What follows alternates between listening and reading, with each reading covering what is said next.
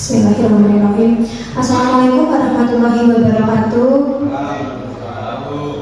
Selamat siang Bapak Ibu guru semuanya yang saya hormati, Bapak Lestari selaku Kepala SD Negeri Krikilan beserta Bapak Ibu SD Negeri Krikilan serta anak-anak kelas 6 yang saya banggakan. Alhamdulillah pada siang hari ini kita dapat berkumpul di ruang kelas 6 ini dengan kegiatan siang ini yaitu diseminasi tentang budaya positif. Alhamdulillah kita dapat berkumpul di sini dengan keadaan sehat walafiat tanpa kurang suatu apapun. Masih semangat Bapak Ibu semuanya? Mudah-mudahan acara kurang lebih 1 jam ke depan nanti bisa bermanfaat dan memberikan manfaat untuk kita semua, bisa kita terapkan ke peserta didik dan untuk sekolah kita tercinta. Sebelum acara kita mulai, kepada Bapak Lestari selaku Kepala SD Negeri Krikilan mohon berkenan untuk memberikan sedikit sambutan sebelum kegiatan kita mulai. Kepada Pak Lestari kami persilakan. Monggo. Assalamualaikum warahmatullahi wabarakatuh. Terima kasih atas waktunya yang diberikan kepada saya. Saya mengucapkan terima kasih kepada semua teman-teman yang telah mendukung program pemerintah tentang peningkatan pendidikan. Salah satu caranya dengan membuat program guru penggerak. Di dalam guru penggerak ini dengan harapan setelah ada guru penggerak setiap SD jika ada katakanlah satu saja bisa menjadi inspirasi kita semuanya untuk bisa tergerak, bisa bergerak dan juga bisa menggerakkan teman-teman semuanya. Bapak Ibu semuanya, sekarang ini jam istilahnya tadi sudah isoman. Kita lanjutkan pekerjaan kita yaitu mengenai diseminasi penyebaran pemahaman dan penerapan pengalaman budaya positif. Ini tema yang diambil dari calon guru penggerak Ibu Pipin. Semoga dengan diseminasi ini nanti bisa yang kita kurang paham menjadi lebih paham, dan anak-anak pun juga kemungkinan bondar kanannya bu guru urung paham, nanti setelah mengikuti diseminasi ini nanti jadi paham dan bisa mempengaruhi teman-temannya semuanya agar bisa berbuat berbudaya positif. Berbudaya positif itu artinya berbudaya yang baik. Baik itu tergantung kepada yang melaksanakan. Artinya apa? Artinya kadang yang melaksanakan merasa baik, tapi yang lain merasa kurang baik. Ini biasa. Program pemerintah yang sangat bagus ini memang mengajak kita untuk bergerak lebih baik untuk mewujudkan generasi emas tahun 2045 dengan adanya CGP angkatan yang ke-11 ini nanti setiap tahun pasti ada generasi-generasi yang baru. Saya selaku kepala sekolah di sini juga mengajak guru-guru semuanya besok jika ada kesempatan untuk mengikuti seleksi CGP, saya mohon semuanya bisa ikut mendaftar. Dalam pembelajaran ini memang kalau hanya dibayangkan orang dilakoni itu ketoknya sulit, angil, rekoso ya. Tapi dengan niat dan tekad yang kita mau, dengan tekad kita, insya Allah kegiatan ini bisa berjalan dengan lancar. Di sekolah sudah ada istilahnya komunitas belajar. Inilah tempat kita berefleksi diri, untuk mengembangkan diri, juga untuk saling melengkapi. Bapak Ibu semuanya, dalam penyebaran pemahaman dan penerapan pengalaman budaya positif ini sebetulnya kita sudah melaksanakan setiap hari ya, tapi kemungkinan belum begitu mengenal istilahnya ya. Maka di sana maka berikut kalian nyambi betul nopo-nopo supaya ini ya. Selanjutnya saya sangat berharap kepada guru yang lain, guru-guru, maksudnya guru selain Ibu Pipin juga punya kemauan untuk mengikuti calon guru penggerak. Di dalam guru penggerak ini memang ada bimbingan khusus yang istilahnya orang menyebutnya itu tulisannya cuacing atau kucing, bimbingan khusus yang perlu diberikan untuk meraih hasil yang maksimal. Bapak Ibu semuanya, saya tidak akan berpanjang lebar untuk bicara. Waktu saya serahkan kembali kepada Pipin untuk menerangkan dan menyebarkan pemahaman pengalaman budaya positif terhadap Bapak Ibu guru, dan nantinya akan diterapkan untuk mengatur anak-anak semuanya, mengatur atau memberi contoh kepada anak-anak peserta didik semuanya. Maka dari itu saya cukupkan sekian dulu. Wassalamualaikum warahmatullahi wabarakatuh. Terima kasih kepada Bapak Lastari selaku Kepala Sekolah SD Negeri Kelikilan yang telah memberikan sambutan, kemudian motivasi kepada saya serta Bapak Ibu guru yang lain. Sebelum saya lanjutkan ke slide selanjutnya, agar lebih semangat dan tidak ngantuk, coba kita suarakan dulu branding SD Negeri Kelikilan, nggih? Masih ingat? Tahu nggih? Ketika Bu Fili bilang SD Negeri Kelikilan bersatu, beriman, santun, terampil, dan unggul, gitu ya, bersama-sama. SD Negeri Kelikilan bersatu, beriman, santun, terampil, dan unggul. Terima kasih.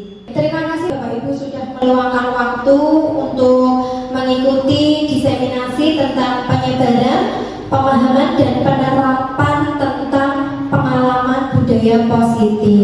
Apa itu budaya positif? Bagaimana menerapkan budaya positif di sekolahan kita? Kemudian apa nanti tantangannya ketika kita melakukan budaya positif? Itu nanti akan kita bahas dan diskusikan bersama pada siang hari ini.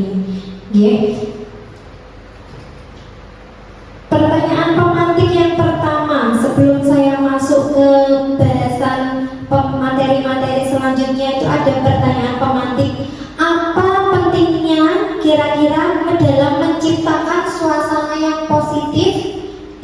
lingkungan Bapak Ibu, berarti di lingkungan sekolah. Seberapa pentingkah menurut Bapak Ibu kita dalam menerapkan budaya positif di lingkungan sekolah? Monggo siapa yang mau berpendapat? Bu Rina? Terima kasih atas waktu yang diberikan. Pentingnya menciptakan suasana positif di lingkungan sekolah. Suasana positif dapat meningkatkan kesehatan mental dan emosional, juga dapat mengurangi stres pertama, kecemasan, dan meningkatkan kebahagiaan serta kesejahteraan. Karena ketika kita merasa nyaman, merasa damai, tidak stres ya, enggak merasakan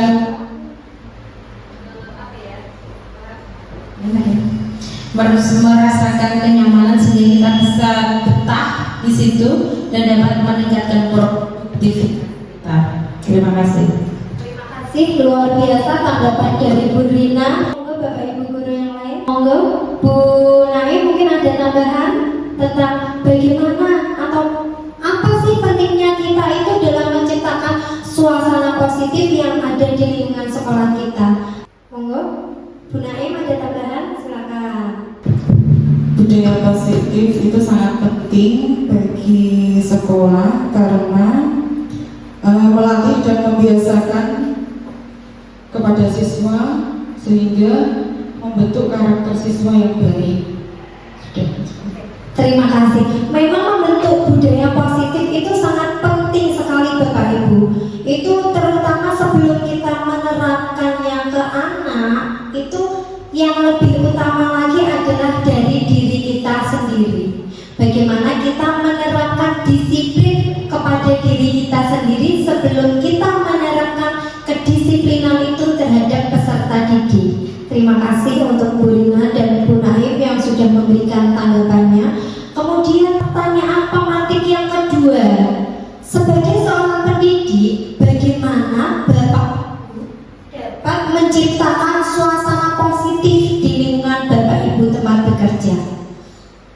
Kira-kira pasti saya yakin di dalam benak panjenengan itu ada.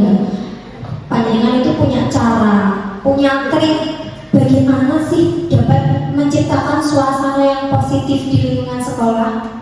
Monggo Bu Yanti, Bu Amin. Ya, oke, monggo Bu Amin. Kalau dari Bu Amin, bagaimana triknya? Baiklah, terima kasih waktu yang diberikan kepada saya. Sebagai seorang pendidik, saya akan mencoba menciptakan suasana positif di lingkungan sekolah saya. Yang pertama, kalau saya di kelas, saya akan berusaha dan menghapus bully. Yang pertama bully, kenapa? Bully itu kalau dibiarkan itu suasananya sudah tidak positif lagi, itu sudah ke arah negatif. Itu benar-benar berdampak pada proses pembelajaran pada siswa. Meskipun hanya satu kata bully, tapi itu dampaknya luar biasa. Itu pendapat dari saya. Terima kasih. Terima kasih. Terima kasih kepada Bu Amin. Dari Bu Amin singkat ya, bullying. Tapi bullying itu bukan permasalahan yang singkat, tapi adalah permasalahan yang kompleks yang harus kita hapuskan, yang kita tiadakan agar anak itu dapat mengikuti pembelajaran dengan aman, nyaman, dan tentram. Karena kalau kita gali efek dari bullying sendiri itu tidak hanya di masa sekarang, tapi entah itu 5 tahun ke depan, 10 tahun ke depan, itu akan masih dampaknya itu akan ada. Nah, kita sebagai Bapak Ibu guru, tenaga pendidik, yang kita inginkan adalah menciptakan atau memberikan memori-memori baik kepada peserta didik. Karena usia segini itu adalah termasuk usia golden age. Dia masih bisa mengingat sesuatu yang dia terima itu dengan jelas sampai berapa tahun ke depan, itu memorinya tajam. Jadi jangan sampai kita memberikan pengalaman yang buruk, meninggalkan luka-luka di hati peserta didik kita sehingga akan terkena sampai beberapa tahun ke depan. Itu adalah tugas kita semua sebagai seorang pendidik. Kemudian pertanyaan pemantik yang ketiga, apa kira-kira hubungan antara menciptakan suasana positif dengan proses pembelajaran yang berpihak pada murid? Monggo, siapa yang bisa memberikan pendapat tentang hubungan antara menciptakan suasana yang positif dengan proses pembelajaran yang berpihak kepada murid? Monggo, Bu Rina, Bu Padmini. Terima kasih. Menurut pendapat saya, hubungan antara menciptakan suasana yang positif dengan proses pembelajaran itu, nanti ketika kita mendapat suasana belajar yang enak, yang kondusif, itu pembelajaran akan lebih mudah dicapai, sehingga akhirnya dapat mendukung keberhasilan pembelajaran pada murid. Sedangkan pembelajaran yang berpihak pada murid itu pembelajaran yang fokus untuk memenuhi kebutuhan dan minat bakat yang ada pada peserta didik itu sendiri. Begitulah pendapat saya. Terima kasih. Terima kasih, luar biasa sekali. Lagi-lagi kita harus mengedepankan minat bakat peserta didik, karena peserta didik murid itu adalah unik. Semua memiliki karakteristik yang berbeda-beda, butuh penanganan yang berbeda, butuh cara belajar yang berbeda. Karena tugas kita sebagai guru adalah menuntut tingkah lakunya murid agar murid itu bisa mencapai kebahagiaan dan keselamatan yang setinggi-tingginya. Oke, terima kasih, luar biasa sekali. Konsep pendidikan menurut Ki Hajar Dewantara melibatkan pengakuan akan pentingnya budaya dan lingkungan positif di sekolah yang melibatkan murid sebagai fokus utama. Nah, dalam konsep yang disampaikan oleh Bapak Ki Hajar Dewantara ini, pendidikan itu bukan hanya tentang transfer pengetahuan itu. Jadi kita sebagai guru itu tidak, tugas kita itu tidak hanya mentransfer pengetahuan peserta didik. Misal kita mengajarkan anak yang awalnya tidak bisa membaca jadi bisa membaca. Bukan hanya seperti itu tugas guru, bukan hanya seperti itu, tapi pembentukan karakter itulah yang paling utama yang ditekankan di kurikulum Merdeka ini. Pembentukan karakter, bukan hanya sekedar transfer pengetahuan dari yang semula anak tidak bisa membaca, tidak bisa perkalian, penjumlahan, kemudian menjadi bisa. Tidak hanya sekedar itu. Konsep inti budaya positif yang akan kita pelajari bersama-sama siang hari ini, yaitu yang pertama, kita akan mengetahui, kita bahas bersama apa itu perubahan paradigma belajar, kemudian apa itu disiplin positif, apa itu nilai-nilai kebajikan, kemudian ada juga kebutuhan dasar manusia, bahwa setiap manusia itu memiliki kebutuhan dasar, ada 5. Nanti kita pelajari bersama-sama. Kemudian ada motivasi perilaku manusia, posisi kontrol guru, keyakinan kelas, dan juga yang terakhir adalah segitiga restitusi. Yang pertama mengenai pembelajaran dengan paradigma baru, bahwa pembelajaran dengan paradigma baru itu merupakan pembelajaran yang dirancang berdasarkan prinsip pembelajaran berdiferensiasi. Ini sudah kita pelajari mandiri tentang pembelajaran berdiferensiasi, ini sudah ada di PMM Bapak Ibu. Kalau kita buka di PMM itu ada salah satu topik, yaitu topik pembelajaran berdiferensiasi. Itu bisa membantu sekali kita sebagai pendidik untuk kita terapkan dalam kelas kita masing-masing. Caranya gimana kita bisa mengajar 35 siswa dalam satu kelas, padahal dalam kelas itu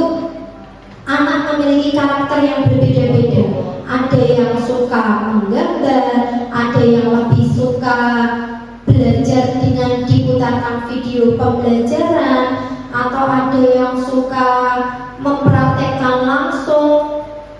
Dengan itu kita bisa menerapkan pembelajaran berdiferensiasi sehingga nanti peserta didik itu bisa belajar sesuai dengan kebutuhannya berdasarkan tahapan perkembangannya sesuai teori psikologi modern untuk mewujudkan profil pelajar Pancasila. Bapak Ibu semua masih ingat nih profil pelajar Pancasila ada berapa? Ada berapa dimensi? Iya, ada berapa? Ada 6. Masih ingat lagunya? Masih. Bisa kita nyanyikan bersama-sama sebagai penyemangat agar kita tidak ngantuk ya? Bersama-sama, oke. Yuk bersama-sama. 1, 2, 3. Belajar Pancasila, beriman dan bertakwa pada Tuhan yang esa dan berakhlak mulia, berkebinekaan global, gotong royong mandiri, kreatif dan bernalar kritis. Oke, terima kasih. Itu sebagai pengingat. Kemudian miskonsepsi itu berarti kita gagal paham, kita salah menafsirkan, salah mengartikan sesuatu bahwasanya tentang teori kontrol. Nanti ada beberapa macam teori kontrol yang kita pelajari. Yang pertama ini tentang ilusi guru mengontrol murid. Sebelum saya mendapatkan materi ini, saya sering kali salah mempraktekkan kepada peserta didik. Jadi, ilusi guru mengontrol murid itu seperti ini. Guru itu berpikiran atau beranggapan bahwa guru itu bisa mengontrol tingkah laku murid.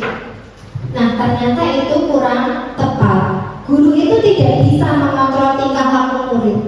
Yang bisa mengontrol seseorang itu ya dirinya sendiri, bukan dari guru. Misalkan saja kita contohkan Mas Afif kelas 6.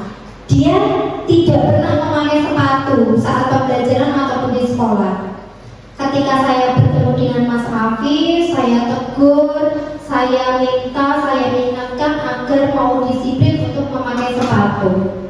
Ya, seketika dia bilang, baik Bu, tapi untuk keesokan harinya, lusa, dia akan tetap mengulangi kesalahan yang sama.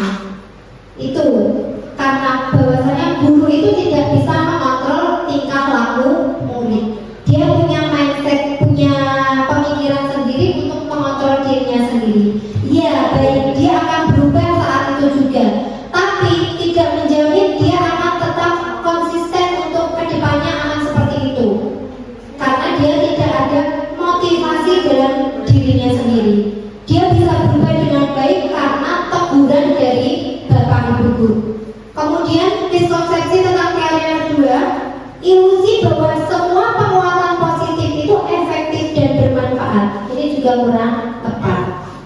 Ketika kita mendapatkan murid yang kurang disiplin, kita memberikan afirmasi penguatan positif. Misal, Mas tahu nggak aturan sekolah, bahwa aturan sekolah itu kita harus pakai atribut yang lengkap, bersepatu hitam dan lain sebagainya. Sehari 2 hari anak itu akan taat, akan mematuhi peraturan. Tapi untuk bisa dalam jangka panjang itu tidak akan bisa, karena penguatan positif dan yang efektif saja itu tidak cukup untuk mengontrol seseorang. Kemudian yang ketiga, ilusi bahwa kritik dan membuat bersalah itu mampu menguatkan karakter. Nah ini ada beberapa contoh mengubah paradigma stimulus respon ke pendekatan teori kontrol. Yang kita tahu selama ini bahwa realitas kebutuhan kita itu sama. Kita punya kebutuhan yang sama. Padahal kalau dalam teori kontrol yang sesungguhnya kebutuhan kita itu berbeda. Saya dan Bu Rina, saya dan Bu Naim itu punya kebutuhan yang berbeda, tidak bisa disamaratakan. Begitupun anak peserta didik Misal Mbak Sila dan Mbak Putri, dia dalam belajar itu punya kebutuhan yang berbeda juga. Mungkin Mbak Sila ketika belajar dia butuh ruangan yang sepi sehingga dia bisa menangkap ilmu dengan mudah.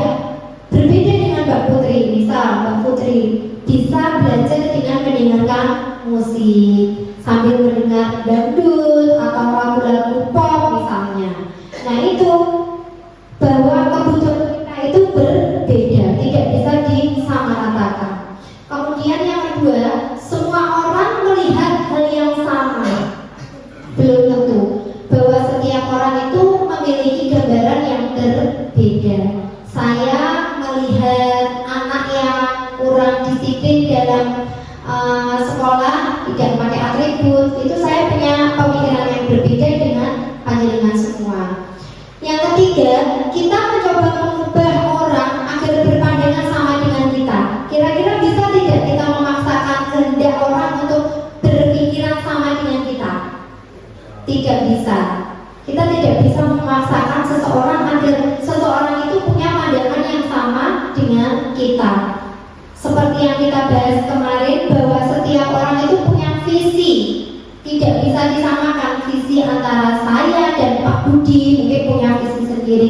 Saya dan Bu Ami itu punya visi sendiri, punya gambaran sendiri. Kemudian orang lain bisa mengontrol saya. Ini juga kurang tepat. Bahwasanya yang bisa mengontrol diri kita sendiri adalah diri kita, bukan siapa-siapa. Pemaksaan ada pada saat rujukan gagal. Sebenarnya teori kontrol yang benar yaitu kolaborasi, konsensus, menciptakan pilihan-pilihan baru. Dan yang terakhir, model berpikir menang kalah, yang seharusnya kalau sesuai teori kontrol yang benar yaitu model berpikir menang-menang. Kemudian disiplin positif. Kalau kita mendengarkan disiplin positif, apa sih yang ada di benak Bapak Ibu semuanya? Kira-kira kalau kita mendengar disiplin positif, apa yang ada di benak kita? Disiplin positif. Kalau kita mendengar kata disiplin positif, kira-kira apa yang ada di benak Bapak Ibu semuanya? Menurut panjenengan, disiplin itu apa? Disiplin itu apa? Berarti apa? Sebuah paksaankah untuk mengikuti sebuah aturan atau apa? Disiplin positif merupakan salah satu cara untuk menerapkan disiplin yang untuk menumbuhkan kesadaran serta memberdayakan peserta didik tanpa imbalan, penghargaan atau hukuman. Ada kata hukuman. Apakah setiap disiplin itu mengharuskan kita untuk memberikan hukuman kepada seseorang yang belum disiplin? Bagaimana? Ya atau tidak? Kira-kira kita perlu memberikan hukuman kepada anak yang kurang disiplin atau tidak? Monggo? Tidak ya? Ya, nanti kita akan pelajari lebih dalam. Disiplin berasal dari kata disiplina yang artinya belajar. Bahwa disiplin itu mengacu pada disiplin yang memiliki tanggung jawab terhadap apa yang dilakukannya berdasarkan nilai-nilai yang diyakini. Jadi disiplin positif itu merupakan salah satu cara,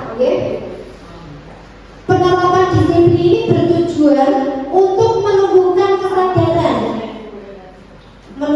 kesadaran serta memberdayakan peserta didik tanpa imbalan atau penghargaan, reward, biasa kita menyebutnya dengan reward, ancaman atau bahkan hukuman.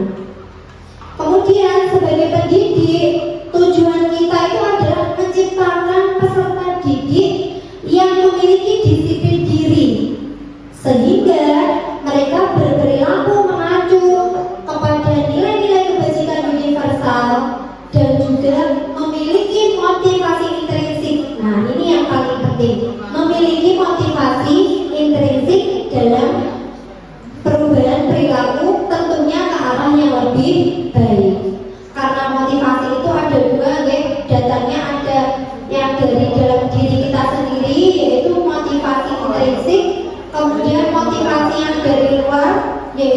motivasi ekstrinsik, kebalikannya intrinsik dan ekstrinsik.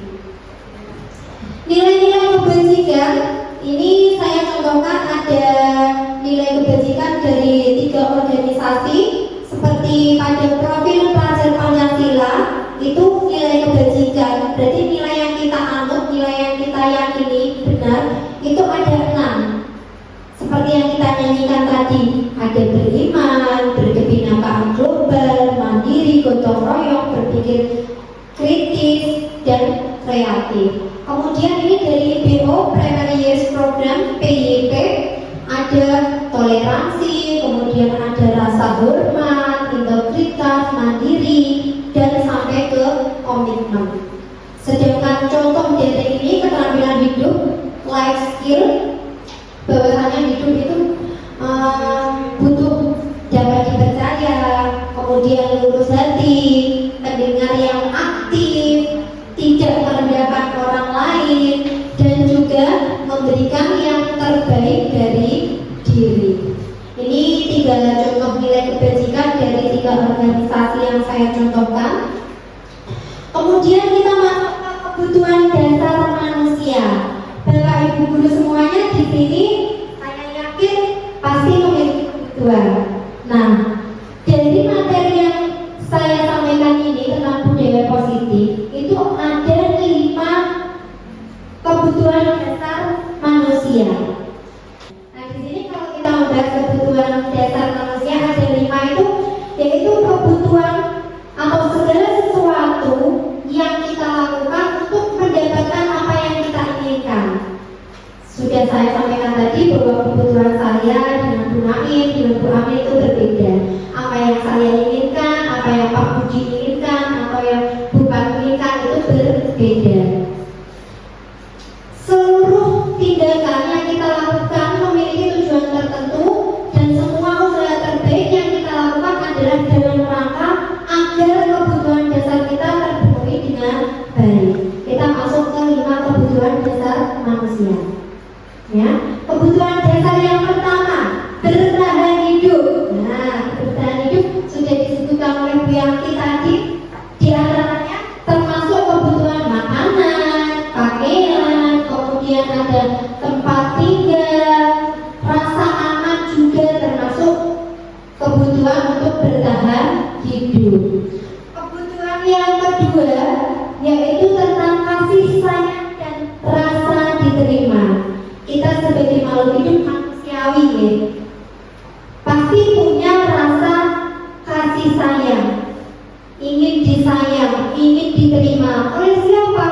Bisa oleh keluarga, kalau di tempat kerja ya berarti dari tempat kerja kita, dari rekan kerja kita, dari anak didik kita. Kalau kita bekerja disayang oleh anak didik kita, kita diterima di keluarga besar tempat kita mengajar, itu kan pasti akan nyaman. Beda lagi kalau kita tidak diterima atau bahkan tidak mendapatkan rasa kasih sayang, itu pasti rasanya tidak enak sekali. Kemudian yang ketiga, penguasaan. Nah, penguasaan ini termasuk harga diri, keinginan untuk hidup dianggap, contohnya memimpin, kemudian berprestasi, ingin diakui. Itu termasuk kebutuhan dasar tentang penguasaan. Misal Mbak Zila di kelasnya ingin selalu jadi ketua kelas agar bisa memimpin teman-temannya. Nah, berarti di sini Mbak Zila menerapkan bahwa dia itu ingin menjadi pemimpin di kelasnya. Berarti kebutuhan dasarnya adalah tentang penguasaan. Kebutuhan dasar yang keempat yaitu kebebasan. Mandiri, kita bebas memilih, mencoba hal-hal baru, kemudian kita mampu mengendalikan arah dirinya mau kemana. Itu masuk ke dalam kebutuhan dasar tentang kebebasan. Biasanya ini yang paling banyak diinginkan oleh anak, oleh peserta didik itu bebas. Dia tidak mau terikat oleh sebuah aturan. Kemudian kebutuhan dasar yang terakhir, ya ini yang pastinya kita inginkan semuanya,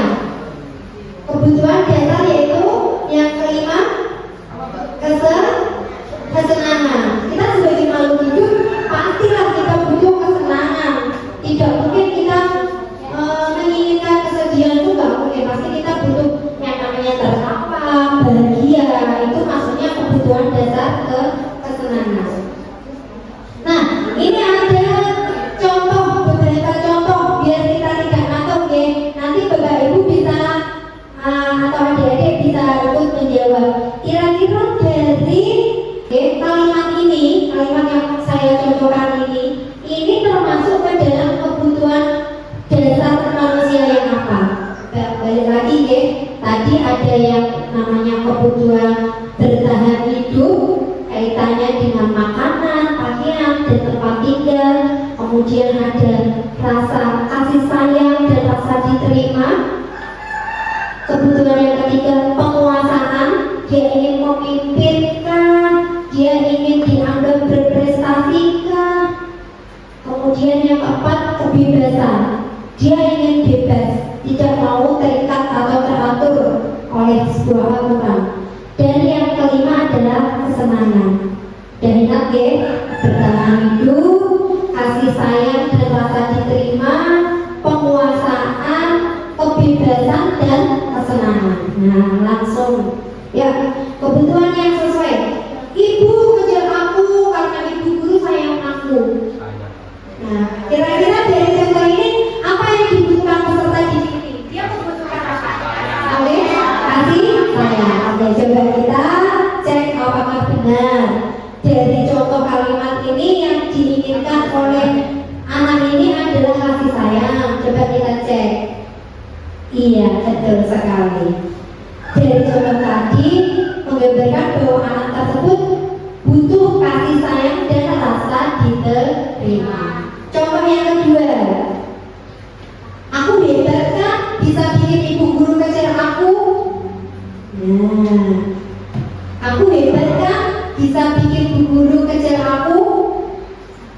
Apa kira-kira? Bertahan hidup kan? Kesenangan kan? Kebebasan kan? Penguasaan kan? Kasih sayang dan rasa diterima. Apa kira-kira? Monggo, tadi linknya yang mana?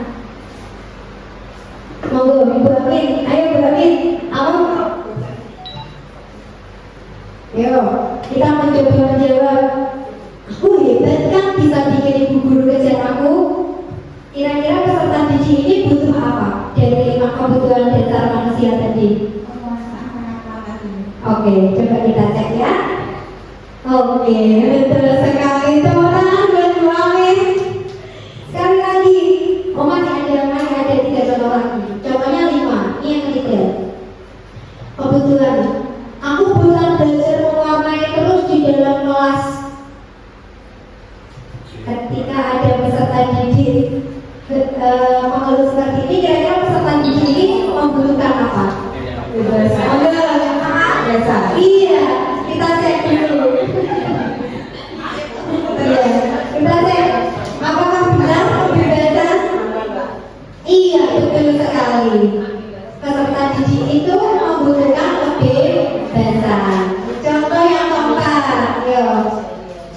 Ibu guru bilang aku tidak boleh bersenandung selama mengerjakan tugas. Katanya kelas harus tenang saat mengerjakan tugas. Kan tidak seru jadinya. Ya, benar. Jadi mana ini? Ya seneng lah. Ya, apa? Betul apa?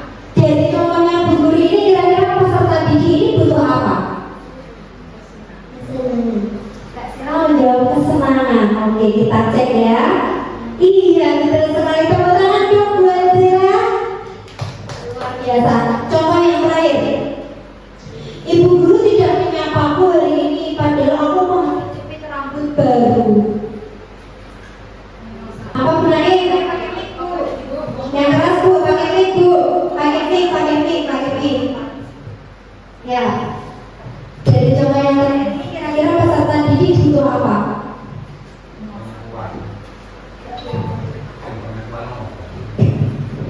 Penguasaan butuh diakui. Iya, penguasaan butuh diakui. Kita cek dulu. Saya tidak apa-apa. Terima kasih. Tepuk tangan buat kita semua sudah mencoba menjawab.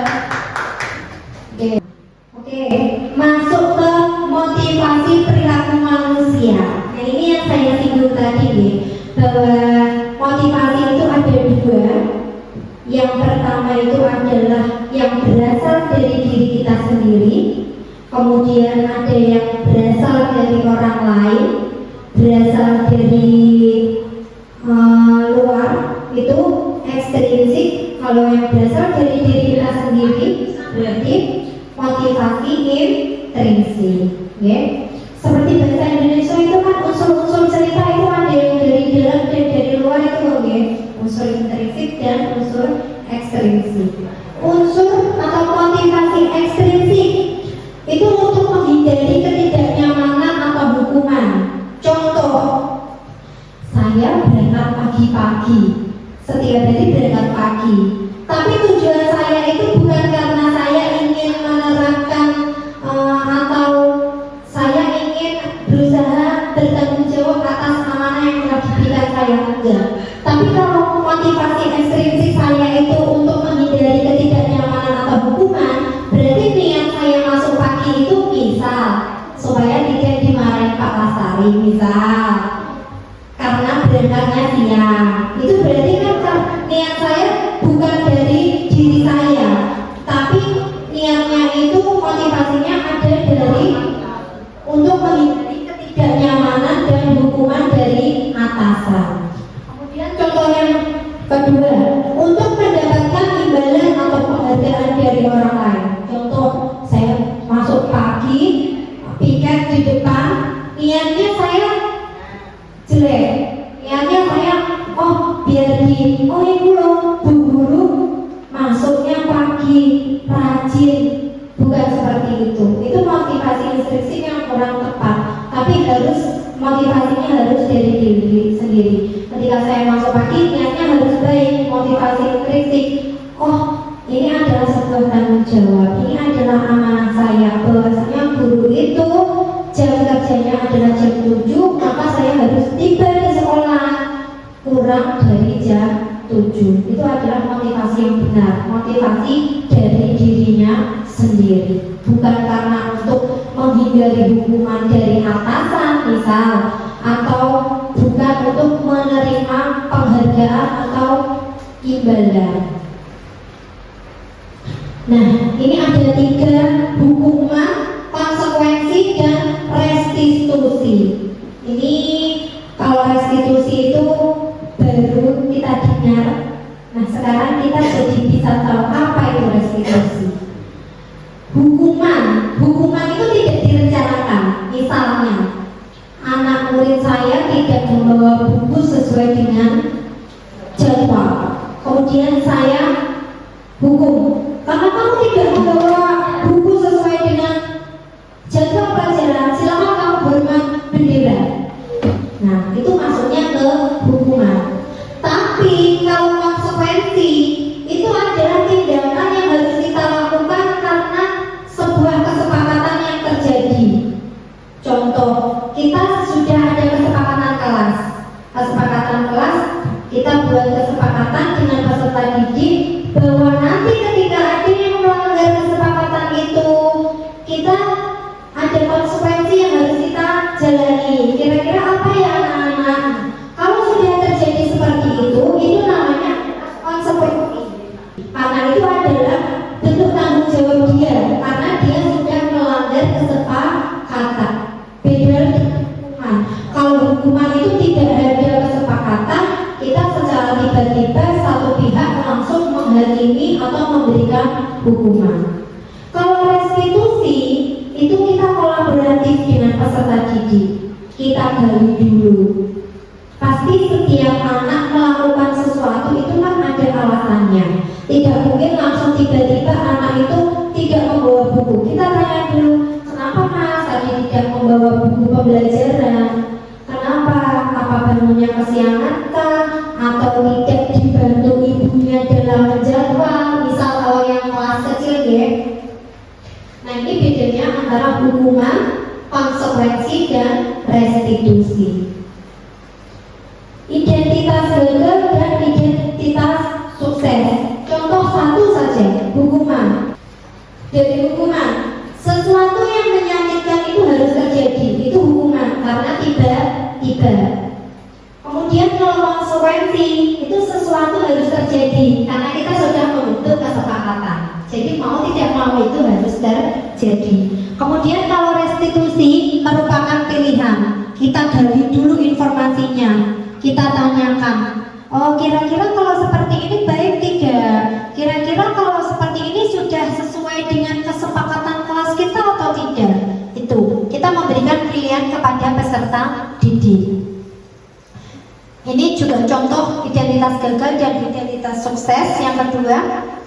Kemudian posisi kontrol guru. Nah ini posisi kontrol guru itu ada 5. Yang pertama guru sebagai penghukum, kemudian pemantau, guru sebagai teman, pembuat merasa bersalah, dan yang terakhir ada manajer. Kira-kira sampai di sini posisi Bapak Ibu semuanya sudah di mana? Ada di posisi penghukum kah, pemantau kah, pembuat rasa bersalah, atau teman, atau manajer? Monggo, buat apa Bu? Hari ini posisi kontrol yang dipasangkan bubat adalah membuat merasa bersalah. Nah, setelah dipelajari ternyata posisi kontrol seperti penghukum, pembuat merasa bersalah itu kalau kita terapkan ke peserta didik kurang tepat. Kalau penghukum itu dulu saya sering melakukan itu. Kalau pertama kali saya di sini kepada kelas 6 angkatan pertama karena luar biasa itu sering saya sebagai guru yang memiliki posisi kontrol penghukum.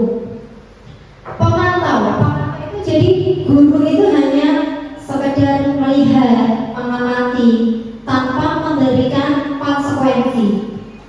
Kemudian kalau teman, kita memposisikan diri kita sebagai teman peserta didik itu, ngobrol. Kamu kenapa kok sering seperti ini? Kira-kira apa yang membuat kamu seperti ini? Bagaimana cara memperbaikinya? Kita perbaiki bersama-sama yuk. Seperti itu. Kalau manajer, nah ini kita gali dulu apa masalahnya. Kemudian kita tawarkan kepada peserta didik cara memperbaikinya. Pembuat rasa bersalah, misal sudah tahu aturannya kalau hari Senin itu pakai sepatu hitam, masih saja pakai sepatu putih. Nah, dengan kalimat-kalimat seperti itu kita secara tidak sengaja membuat anak itu menjadi merasa bersalah. Padahal kalau niat kita mendisiplinkan anak, kita bisa dengan posisi memposisikan diri kita sebagai teman atau bahkan manajer. Kemudian contoh penerapan 5 posisi kontrol. Ini ada kasus, contoh kasusnya yaitu siswa tidak memakai atribut lengkap saat upacara. Nah, ketika Bapak Ibu guru berada di posisi penghukum, pasti Bapak Ibu guru ini hormat sama bendera 1 jam. Nah, itu berarti panjenengan berada di posisi penghukum. Kalau pembuat merasa bersalah, beberapa kali loh guru memberitahu kamu selalu mengecewakan bu guru. Nah, dengan seperti itu kita sudah membuat anak itu menjadi merasa bersalah. Kemudian yang selanjutnya, kalau kita memposisikan diri kita sebagai teman, ayo dong ikuti aturan sekolah, tolong bantu bu guru ya kali ini saja. Ya, sudah tidak apa-apa. Lain kali jangan sampai seperti itu lagi ya. Kan lebih enak ya daripada kita harus menghukum anak. Kemudian kalau pemantau, kamu sadar sudah melanggar peraturan sekolah, kamu tahu konsekuensinya. Setelah upacara, kamu beri atributnya operasi dan jangan sampai diulangi lagi. Itu pemantau. Kemudian manajer, kita gali dulu. Kamu tahu nggak kira-kira kesalahanmu apa? Kira-kira bagaimana sih caranya kamu bisa memperbaiki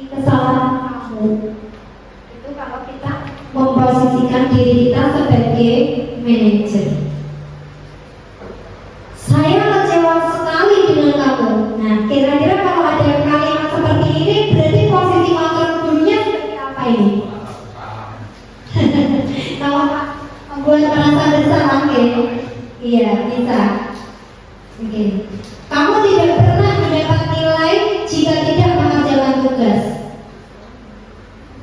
Posisi apa ini kira-kira? Kamu tidak pernah mendapat nilai jika tidak mengerjakan tugas. Penghukum. Penghukum atau ada jawaban yang lain? Monggo. Contoh yang selanjutnya. Nah, ini kita ke materi keyakinan kelas. Apa sih keyakinan kelas itu? Mengapa bukan peraturan kelas tapi kok keyakinan kelas?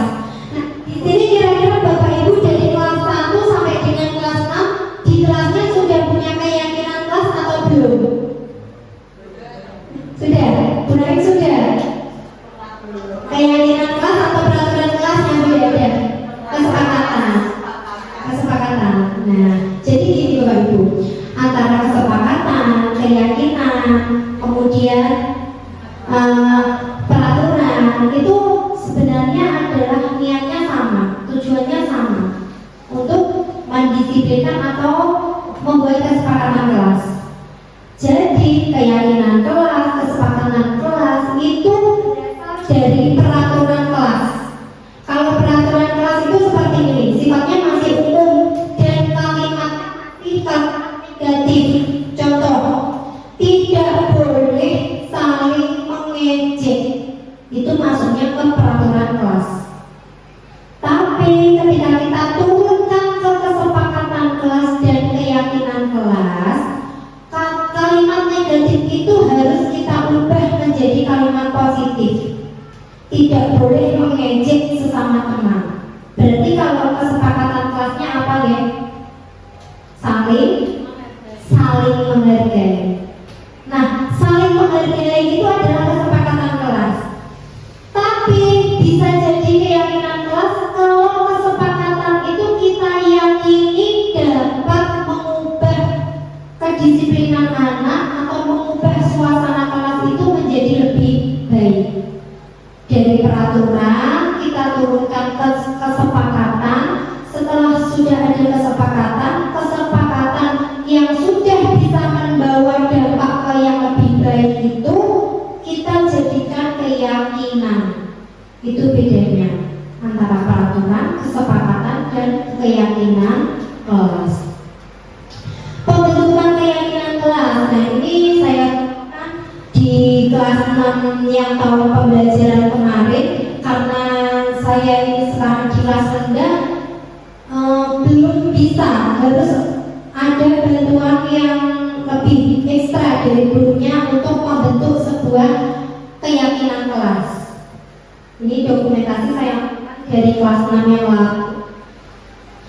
Kemudian, nah ini segitiga restitusi, yaitu suatu proses dialog antara guru dan murid yang dijalankan oleh guru agar dapat menghasilkan murid yang mandiri. Kita gali informasinya seperti tadi.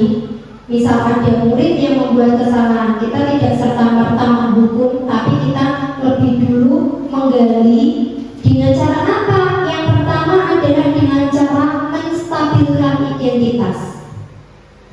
Misal Mbak Sila sering datang terlambat. Kita gali dulu apa penyebabnya, kenapa bisa datang terlambat terus. Setelah tahu penyebabnya, kita validasi tindakan. Mbak Sila, kamu dengan datang terlambat itu tahu kan kalau itu adalah perbuatan yang salah. Kira-kira kalau ini dibiarkan, ini akan membawa kebaikan atau malah dampak buruk buat kamu sendiri? Maka nanti peserta didik akan menjawab. Kita arahkan saja, kita dorong agar murid itu menjadi ke arah yang lebih baik dengan kita ingatkan. Kira-kira kalau kamu melakukan sesuatu yang tidak sesuai dengan keyakinan kelas kamu, itu sesuatu yang benar atau salah? Kembali lagi, berarti sebelum melakukan restitusi kita harus punya keyakinan kelas. Itu yang harus kita yakini. menstabilkan identitas. Nah, ini ada beberapa contoh seperti kalimat berbuat salah itu wajar, tidak apa-apa, namanya juga belajar, namanya juga anak-anak, seperti itu. Kemudian validasi tindakan yang salah, salah satu contoh kalimatnya, kamu patut bangga karena telah melindungi sesuatu yang penting buat kamu. Kamu pasti punya alasan mengapa kamu melakukan hal ini. Nah, itu adalah salah satu contoh-contohnya. Kemudian menanyakan keyakinan, mungkin bisa dengan apa sih keyakinan kelas kita, nilai-nilai apa yang sudah kita sepakati bersama kemarin di kelas 3 atau di kelas 6 misalnya. Sudah sampai di penutup ya. Bapak Ibu, dalam penerapan program disiplin positif ini, kita semua sebagai guru hendaknya memiliki standar kepribadian profesional dan sosial yang baik, di mana guru itu mampu merefleksi dirinya dalam posisi kontrol saat ini. Ya, kita bisa merefleksi diri kita sendiri-sendiri. Kira-kira sampai saat ini kita sudah ada di posisi kontrol yang mana ya? Untuk kita evaluasi dan kita koreksi diri kita sendiri-sendiri. Bagaimana perjalanan dirinya sebagai among? Among itu berarti manajer ya. Seperti yang dikatakan Pak Hadi, itu kan ada 3 semboyan, Engarso Songtulodo, Engmadio Mangunkarso, dan Tutmuri Handayani. Among artinya itu kita selalu menuntut murid menjadi insan yang mandiri, merdeka, bertanggung jawab sesuai dengan standar nasional pendidikan yang kemudian dituangkan dalam profil pelajar Pancasila yang ada 6 dimensi tersebut. Baik Bapak Ibu, demikian tadi adalah diseminasi tentang disiplin budaya positif yang dapat saya sampaikan apabila saya di sini sebagai penyampai atau pemateri menyampaikan diseminasi budaya positif ini banyak kekurangan atau mungkin ada kata-kata atau kalimat yang kurang berkenan di panjenengan semua. Saya pribadi mohon maaf yang sebesar-besarnya, dan semoga kegiatan kita pada siang hari ini memberikan keberkahan dan manfaat untuk diri kita dan peserta didik kita semuanya. Sekian dari saya. Wassalamualaikum warahmatullahi wabarakatuh.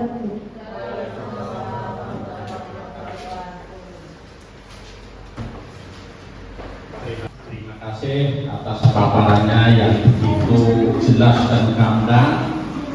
Semoga saja apa yang telah kita ikuti tadi sudah dinyatakan ada intrinsik dan ekstrinsik. Ini tadi adalah masukan dari UBB, ini termasuk intrinsik. Setelah kamu ingatkan, kamu masukkan, diolah menjadi kemauan diri, itu nanti akan jadi motivasi intrinsik yang bisa menguasai atau mengontrol diri Bapak Ibu semuanya, juga anak-anak semuanya. Bapak Ibu sekalian, terima kasih setelah mengikuti acara ini sampai selesai. Saya selaku pimpinan di sini sudah banyak mengucapkan terima kasih kepada khususnya kepada Ibu Bibin yang telah belajar untuk memajukan SD Trikilang secara khususan Trikilang dan untuk umumnya pendidikan di Indonesia pada umumnya. Cukup sekian dulu. Moga-moga saja kegiatan ini bisa membawa kita menuju yang lebih positif, lebih baik, dan semoga bisa istilahnya nanti ada tindak lanjutnya atau pelaksanaannya ditindaklanjuti kepada anak-anak kita, bagaimana cara kita untuk menguasai anak-anak atau membimbing anak-anak agar bisa melaksanakan profil Pancasila. Itu saja untuk acara ini saya tutup sekalian. Wassalamualaikum warahmatullahi wabarakatuh.